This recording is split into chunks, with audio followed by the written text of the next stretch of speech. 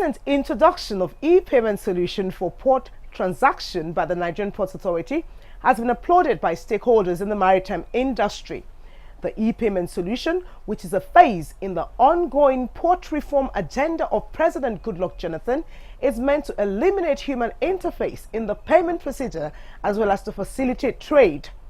Our special focus this week is the topical issues raised by stakeholders who gathered to brainstorm at the Sensitization Forum on the introduction of e-payment revenue collection organized by the NPA. Welcome to the Axis, where we examine the ports as the axis of the Nigerian economy. I am Tola Aladi. Stay tuned. We'll be right back. Welcome back. Now to our special focus. Stakeholders at the Sensitization Forum deliberated on issues relating to the effectiveness, challenges and prospects of a system. Here are the details of the interactive session. The Nigerian Ports Authority recently introduced the e-payment solution for port transactions in order to enhance payment confirmation, eliminate human interface in the payment procedures and improve vessel turnaround time, thereby reducing the cost of doing business in Nigeria. Some of the benefits that are going to be derived from this e-payment platform include: 1. Instant payment confirmation, elimination of human interface in the payment procedures. We also intend to definitely improve vessel turnaround time and reduce cost of doing business in our ports, which impacts the national economy. This e-payment solution, known as PayDirect, is to replace the age-long payment process, which takes between 3 to 5 days before confirmations are made. This new electronic system will now ensure payment confirmation within 5 to 10 minutes. At the official launch of the e-payment system, certain questions were raised by a number of maritime stakeholders. Some of the questions raised bordered on the effectiveness of the e-payment system, capacity and infrastructural provisions, mode and manner of operations, challenges and prospects of the e-payment system. We have cases where we would have paid for a particular vessel and the voyage is cancelled. How do we utilize the same amount for another vessel? If there is a voyage cancellation, you know the procedure within the operations, the reasons for the cancellation. There is a small penalty. However, the fund that is already paid into the account, if it is the same with the other vessel you want to bring in now, your penalty will be paid, and the difference, if there is no much, whatever the other difference, you make the payment to the bank. It will be reconciled with operations and it's settled. Are we saying that the receipt integrated with PayDirect will replace the NPA receipt? Once payment is made and it is e-receipted, it's just an evidence that you have had contact and made payment into our account. And that gives us the assurance that indeed the money is resting on our account. When you approach the port of operation where that bill is generated, you'll be given a receipt because our own books will be updated too.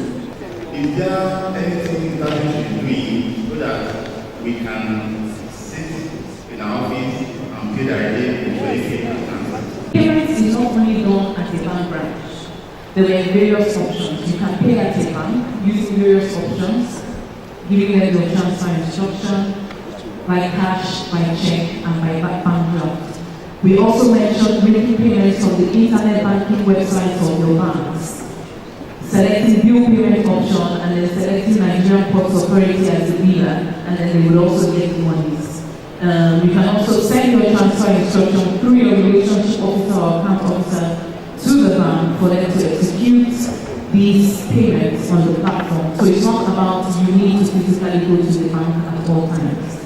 Will there be 24 hours electricity? Will there be internet facility 24/7? We have taken over effectively the payments of internet service providers at the head office level. We do not want to leave that to the port managers anymore. We're taking control of that. So we would expect that internet services will be at your office because payments will be made with it.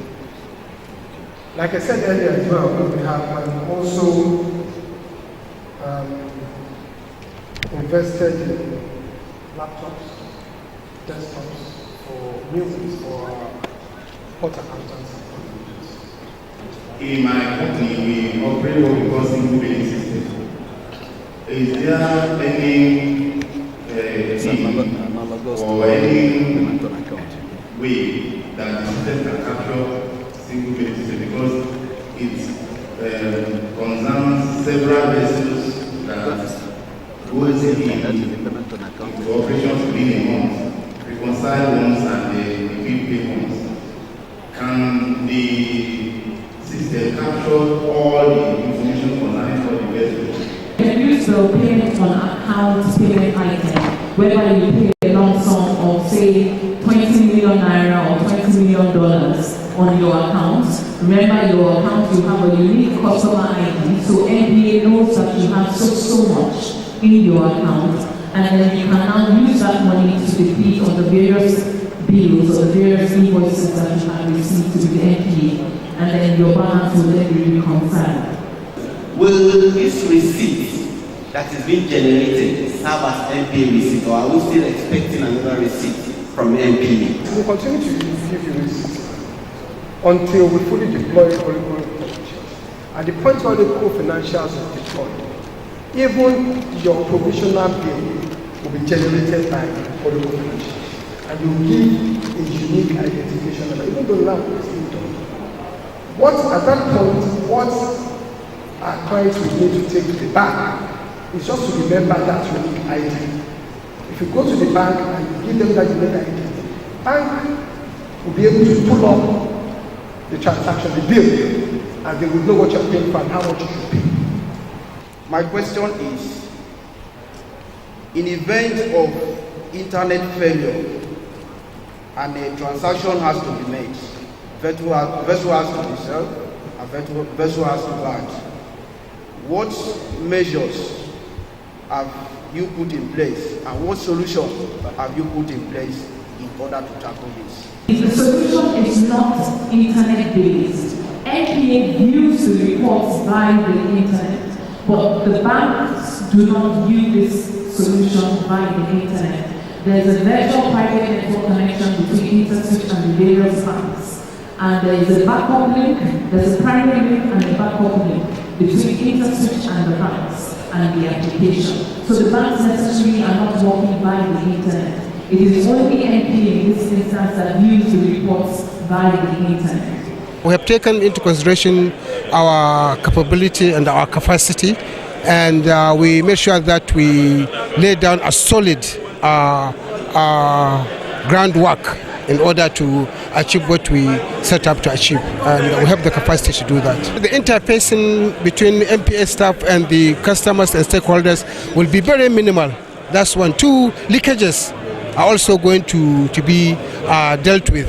So it's for the interest of the stakeholders, it's for the interest of our customers to assure that our what they have paid to us is really get to us, so that there will be faster relationship and faster facilitation of goods and services.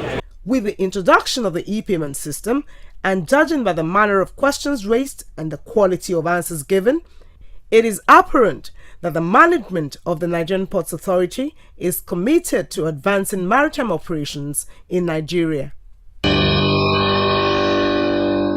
Thanks for joining us again.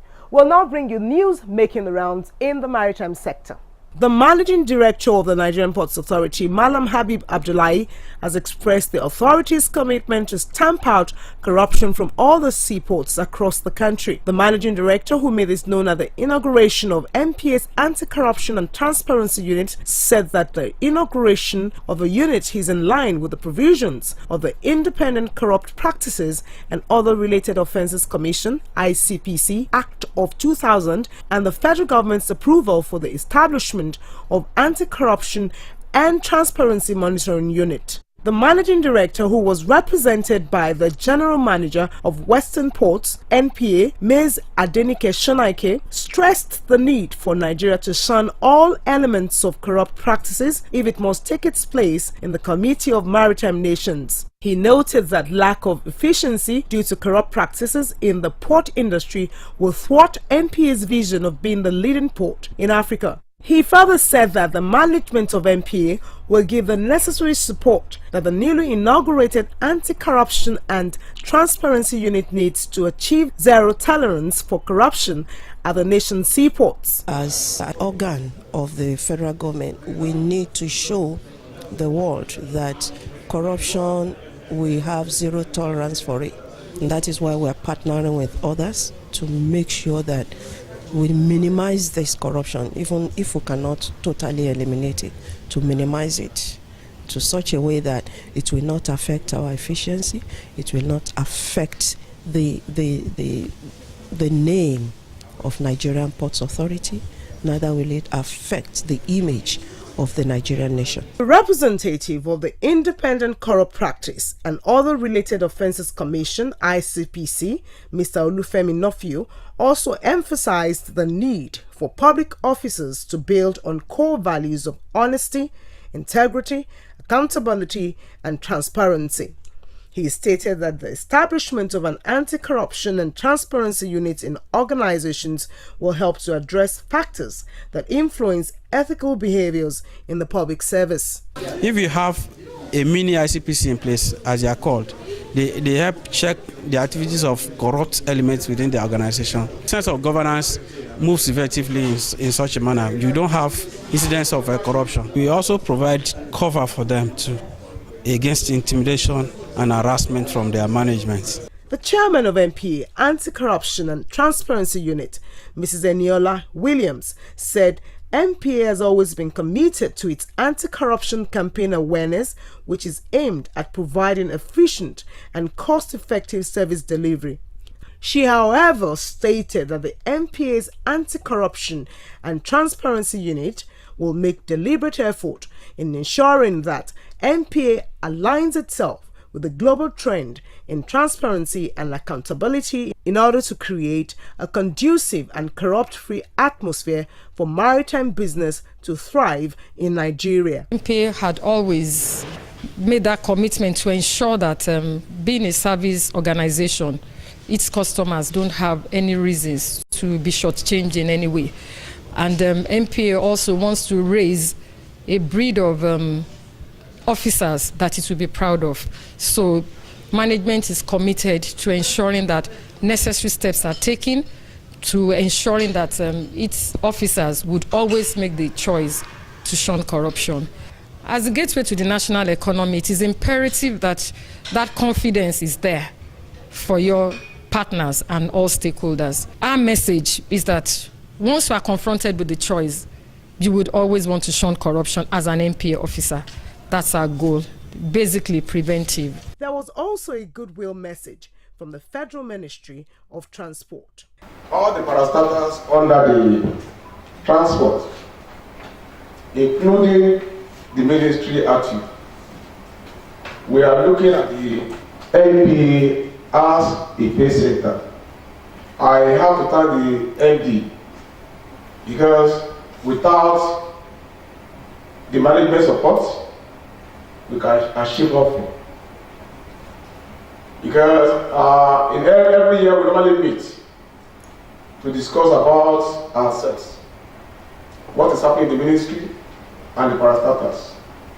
And we discover that NPA is always first in this discussion. The high point of the event was the inauguration of members of the NPA's Anti-Corruption and Transparency Unit. The Nigerian Ports Authority has reaffirmed its unwavering commitment to trade facilitation at the Nigerian ports. This reassurance was made public at the Maritime Stakeholders Parley, which took place at the Apapa Area 1 Command of the Nigerian Customs Service recently. The Nigerian Ports Authority was ably represented at the meeting by the Port Manager, Lagos Port Complex, Apapa, Mr. Nasir Anas Mohammed. He used the opportunity presented by the forum to re-establish MPA's firm devotion to facilitation of trade and business at the Nigerian ports. This goal, he stated, explains why the authority has partnered Nigeria Customs Service and other vital agencies with the intent to improve service delivery, which engenders improved commercial activities. We continue to partner with the Upper Area Command in driving service delivery in Lagos Port Complex. And for that reason, whatever function you have, we bring the party to that to come and listen and also make explanations as may be necessary, and especially as may affect the Nigerian ports. The Customs Area Controller, Apapa Area 1 Command Controller Charles Edike, spoke on the supportive posture of Nigeria Customs to the MPA as it works towards trade facilitation. He also touched on the revenue targets given to the Customs Command and the strategies mapped out to meet it. The instruction has been given, and the instructions are to collect 4.8 million naira every month for FGN.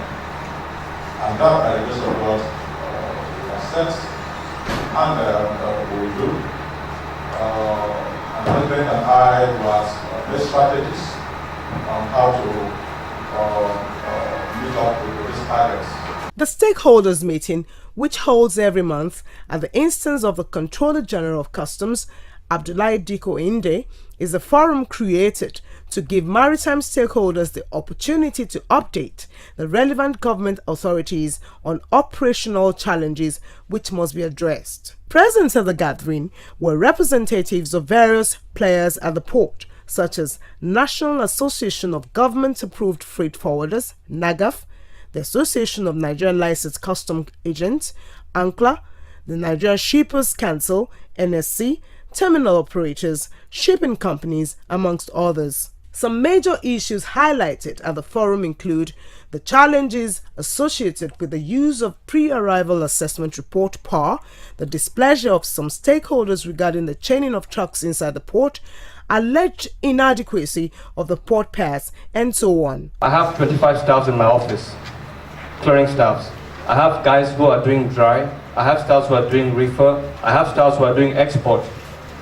I cannot get port passes for those other staffs of mine. They said you can only allow to get 10 port passes for a clearing company like us, because we do self-clearance as well.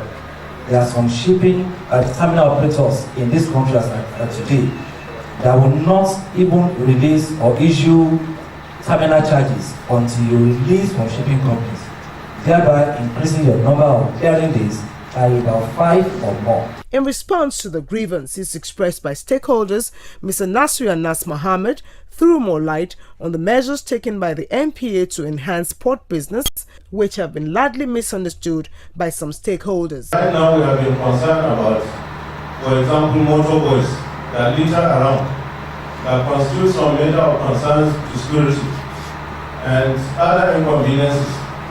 As I now we are discussing with some estate agents to see if there is a place we can get within the port vicinity, especially at India Widoki. People can get a place for motorways to go there and stay. We provide some conveniences for them, so that instead of hanging up and down around the port access roads, the issue of port pass, we initiated this because of the concern of security inside the port. And again, because the port should have less number of people, except people that absolutely have something to do inside the port. Meanwhile, it was discovered during the meeting that a great number of stakeholders do not yet have an adequate understanding of what pre-arrival assessment report is all about. This has undoubtedly made it difficult for them to enjoy the full benefit of the idea. What we mean by pre-arrival assessment report means that you can now process your cargo documentarily before the arrival of your cargo. In every importation, there must be a transaction. There must be an agreement between the supplier and the importer. So that supplier, the agreement there is what is called pro forma invoice. Then you come to your designated bank, open your account. From that, with that 2 documents, you now send it to power platform, that is the ruling center, NCS. At the end of the robust session, the CAC Apapa Customs Command, as well as the port manager Apapa, Mr. Nasir Anas Mohammed, bared their minds on the essence of the parley. We'll notice the issues that have been raised here today, and they've all been addressed, and people are happy that the issues raised are all been addressed. Now, these are things that are budgeted in their mind. Before now, they didn't say voice out, but here now they've been voiced out, and solutions have been found to the problem. You cannot run away from listening to your stakeholders. You are not working for yourselves. You are working for stakeholders. So you need to hear from them. In MPA, we have also been holding stakeholders forum. But because we don't want to continue dissipating energy, that's why we are strongly keen into this particular stakeholders forum, so that even issues that concerns us, we can be able to respond to them at this forum. Welcome back. Now to our special focus on MPA port infrastructural development. Since the establishment of the 8 seaports controlled by the MPA, the authority has been committed to the rehabilitation and expansion of port facilities across the country. The rehabilitation project is aimed at delivering efficient port services in a safe, secure and customer-friendly environment in order to position the Nigerian ports as the hub port for the West and Central African sub-regions. One of such rehabilitated facilities is the first lighthouse constructed at the Takwa Bay area of Lagos. The lighthouse, which was built in 1890, was for the purpose of aiding the navigation of ships coming into the Lagos pilotage district. This is one major aid to navigation. Before we entered into the digital era, that you use a vessel traffic system to check vessels' movements. Lighthouses are the points in the Admiralty chart that any ship that is coming to a specific location, once they see the light, they know that they've got to that location. The lighthouse, built with living quarters, was where Lord Lugard, the then Governor General of Nigeria, lived before the amalgamation of the Northern and Southern Protectorates in 1914. It was from the lighthouse that he administered the affairs of the Nigerian government. It's the first lighthouse in Nigeria, and purposefully for the ship landing as they are coming. Lord Lugard was here monitoring the movement of the vessel that were carrying out various types of trades with Nigeria then. The MPA currently takes charge of the lighthouse, and contract was awarded in 2012 for the renovation of the lighthouse. About 2 years ago, we awarded a contract to renovate the lighthouse.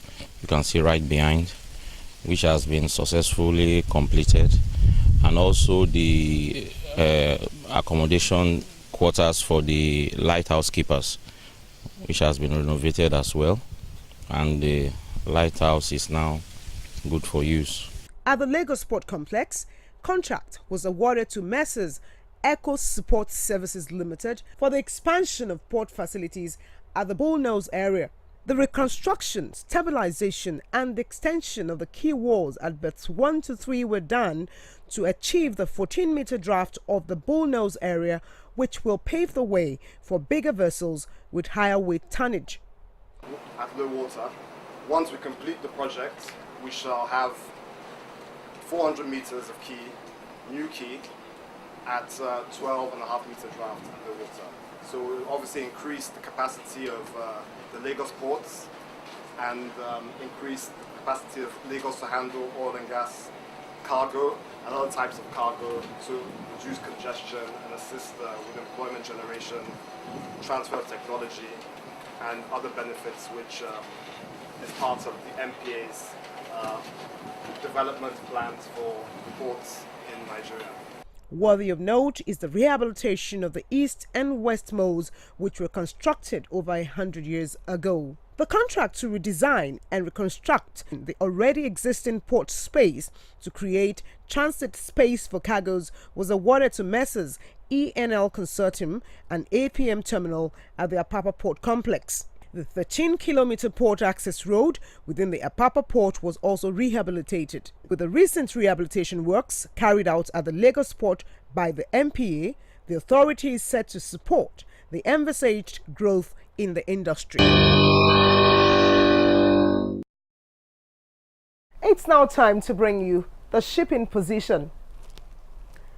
17 vessels arrived at the Lagos port complex. 2 arrived with general cargo, 1 with bulk wheat, 2 with fresh fish, and 6 with various petroleum products.